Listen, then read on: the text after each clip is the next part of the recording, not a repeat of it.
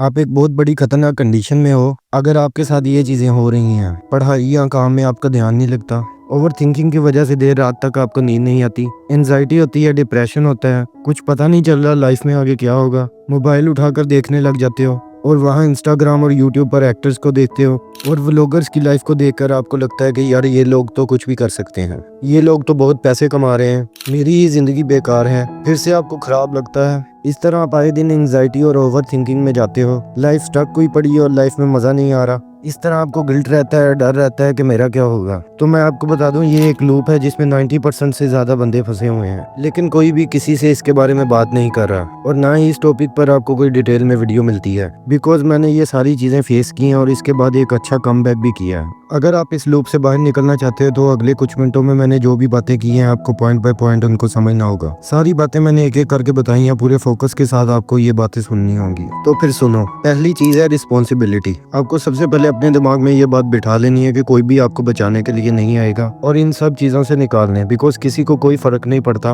अगर हफ्ते में 100 लोग और 100 चीज़ें आपके सामने आ रही हैं तो उनका कोई अपना फ़ायदा है। इसलिए हद तक कि मैंने ये वीडियो बनाई है, इसके पीछे भी मेरा कोई फ़ायदा है। वो अलग बात है कि मेरा ये पैशन है कि मेरी बातें किसी तरह लोगों तक पहुंचे, मेरी बातें लोगों की हेल्प करें, लेकिन जो भी है इसमें मेरा अपना फायदा भी तो है। आप चारों तरफ से ऐसे इंसानों, ऐसी चीजों और ऐसी टेक्नोलॉजी से घिरे हुए हो जो आपसे कुछ ना कुछ चीजें निकालने की कोशिश में लगे हुए हैं। आपका पैसा, आपकी एनर्जी, आपका टाइम और आपकी अटेंशन, ये सब आपको नजर नहीं आता, लेकिन ऐसा ही है। If something is free you are the product मेरे भाई। तो इसलिए आपको अपनी पूरी 100% रिस्पॉन्सिबिलिटी खुद ही लेनी पड़ेगी कि जो कुछ भी करना है मुझे ही करना है। दूसरी चीज है कंफ्यूजन। करना तो बहुत कुछ चाहता हूँ लेकिन कुछ होता नहीं है। कॉन्फिडेंस कहाँ से लाऊं? पहला रीजन है कि आप अंदर से मान के बैठे हो कि मैं स्पेशल नहीं हूँ, मेरे अंदर कुछ खास नहीं है। जो लोग फेमस हैं, जिन्हें सक्सेस मिली है और जो लोग ऑनलाइन पैसा बना रहे हैं, उनमें कुछ खास है। यहाँ पहली नजर में उनको खुद से ऊपर रख के और खुद को नीचे रख कर खुद को अंडर एस्टिमेट कर रहे हो। आप ये सच नहीं देख रहे हो कि वो लोग भी इंसान ही हैं। फर्क है तो सिर्फ इतना कि वो लोग किसी स्किल पर बैठे हुए हैं, उन्होंने एक चीज पर अपना टाइम इन्वेस्ट किया है। दूसरा रीजन है कि आप लोग एक व्यूअर और यूजर बने हुए हो। इंस्टाग्राम, यूट्यूब, टिकटॉक, स्नैपचैट पर इनके यूजर बने हुए हो। बहुत सारी चीजें देखकर इन्फॉर्मेशन अपने दिमाग में डालकर आगे बढ़ रहे हो। फलां ने गाड़ी ले ली, फलां ने घर ले लिया, फलां ने कैमरा ले लिया, फलां ने कुछ कर लिया, फलां ने कुछ कर लिया। हालांकि आपका इन चीजों से कोई तल्लुक नहीं है, क्योंकि अगले दिन उठते ही ये सब चीजें आपके दिमाग से वाइप आउट हो चुकी होती हैं। आप सब कुछ भूल चुके होते हो, लेकिन फिर भी आप हर दिन यही काम करते हो और तुम्हारा हर दिन ऑलमोस्ट सेम है। यानी कि जिनसे आपकी जिंदगी में जर्रा बराबर भी फर्क नहीं आ रहा, लेकिन फिर भी आप उन चीजों को ही देखते हो बगैर इस चीज की फिक्र किए कि ये सारी चीजें, ये सारी फीलिंग्स कल मेरे दिमाग से निकल जानी है। और इसलिए ही आपको ये सब करने के बाद खाली महसूस होता है। मैंने कहा था ना, ये एक लूप है और इस लूप को चला रहे हो आप।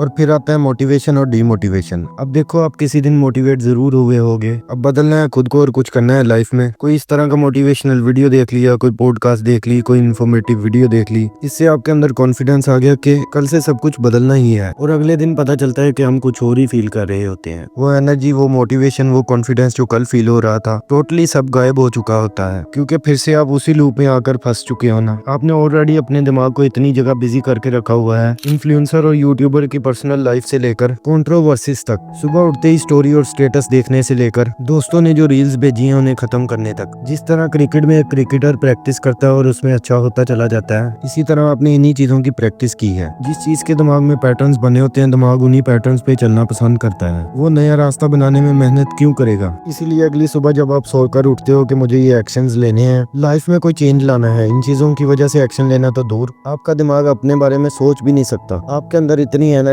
इतनी विल पावर ही नहीं होती कि आप कोई नई चीज शुरू कर सको, क्योंकि वो सारी चीजें जिनकी आपने प्रैक्टिस करके रखी हुई है वो आपको वापस घसीट लेती हैं। आप उठते ही फिर से उन चीजों की तरफ खींचे चले जाते हो। सच बताओ, आप कितनी दफा मोटिवेट हुए होगे, लेकिन फिर से आप उन्हीं चीजों में स्टक होकर रह जाते हो। ऐसे ही आप इन सब चीजों से एकदम से बाहर नहीं आ सकते। जैसे आप किसी नहर में बहुत स्पीड से पानी के साथ जा रहे हो, पानी के फ्लो की डायरेक्शन में, तब आपको अचानक पता चलता है कि मैं गलत जा रहा हूँ, सही जगह तो पीछे रह गई। अब आप क्या करोगे? अब आप कश्ती को रोककर बिल्कुल ऑपोजिट डायरेक्शन में चलाना कैसे शुरू कर दोगे? नहीं होगा ना। ऐसे आहिस्ता से आपको किनारे की तरफ आना होगा। तो आपको इन सब बेमतलब चीजों से आहिस्ता आहिस्ता बाहर निकलना होगा। दिमाग को ट्रिक करना पड़ेगा, पर कैसे? नंबर 4 यानी प्लानिंग से। जैसे ही आपको खराब लगने लगे, मोबाइल और फालतू चीजों की बजाय कॉपी पेन लो, कुछ वक्त अपने साथ बैठकर लिखो चीजों को। कौन सी चीज, कौन सा एग्जाम, कितने मार्क्स लाने हैं, कौन सी स्किल को सीखना है और क्या इन सब चीजों के लिए एक्शंस लेने हैं, ये सब क्लियर करना पड़ेगा और ये हो जाएगा। बस पेन कॉपी लेकर बैठने की देर है। मैं 100% गारंटी दे सकता हूँ कि 99% लोगों के साथ ओवर थिंकिंग और ये डिप्रेशन जैसी चीजें इसलिए होती हैं क्योंकि उन्हें पता ही नहीं होता कि हमें करना क्या है, एग्जैक्टली जिंदगी में क्या चाहिए। मसला ये है कि हम अपने अंदर की आवाज ही नहीं सुनते। गिल्टी फील होता है ना बुरी चीजें करने के बाद, वही है अंदर की आवाज। आप उसी आवाज को टीवी देखकर, सोकर और फोन उठाकर रील स्क्रॉल करके दबा रहे हो, और जब फोन साइड पे रखते हो तो जिंदगी का सच सामने आ जाता है कि मैं क्या कर रहा हूँ जिंदगी में, मेरा क्या होगा आगे। ये एक लॉ है साइकोलॉजी में जो कहता है कि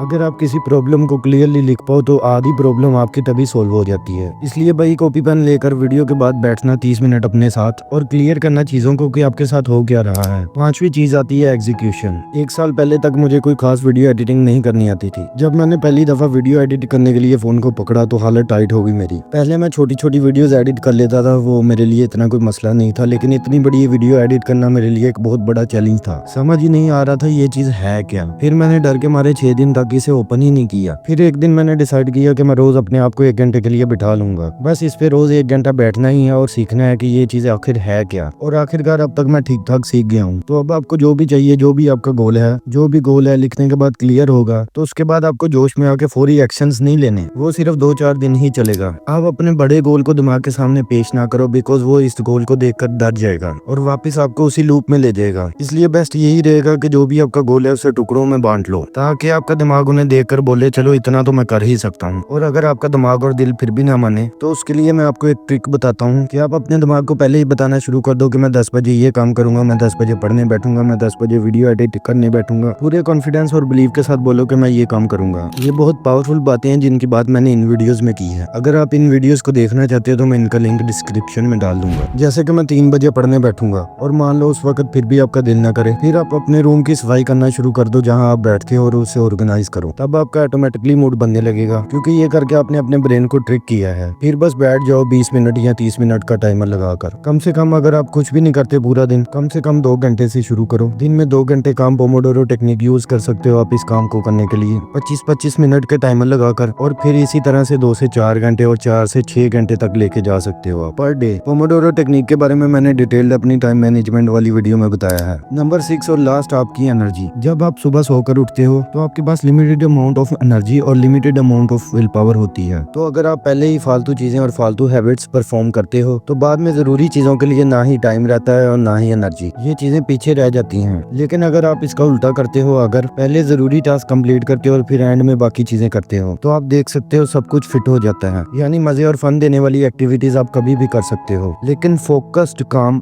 हाई एनर्जी वाले टाइम में ही होगा। अगर आपका दिन स्टार्ट ही अच्छे कामों से हुआ तो आपका पूरा दिन अच्छा ही जाएगा। और मान लो कभी बाय चांस लेट उठ ही गए, 1 घंटा मोबाइल चला लिया, टाइम वेस्ट कर लिया, तो गिल्ट ट्रिप पर मत निकलना कि यार 1 घंटा खराब होने की वजह से शेड्यूल ही बदल गया, आज का दिन तो गया, अब कल से करूंगा। नो, आप एक चीज समझो कि ये चीज हैबिट बन जाती है बाद में, फिर आप ये चीजें रोज करोगे और रोज बहाने दोगे। गिल्ट या जो भी आपको खराब लगता है कि यार क्या होगा मेरा लाइफ में, वो एक्शंस के एब्सेंस में होता है। जब आप फ्री बैठे होते हो तब ये चीजें होती हैं। इसलिए हुआ जो हुआ, गिल्ट आए, खराब लगे तो उसी वक्त 30 मिनट का टाइमर सेट करो और शुरू हो जाओ। बस मजा आए या ना आए, दिल लगे या ना लगे, काम कर दो बस।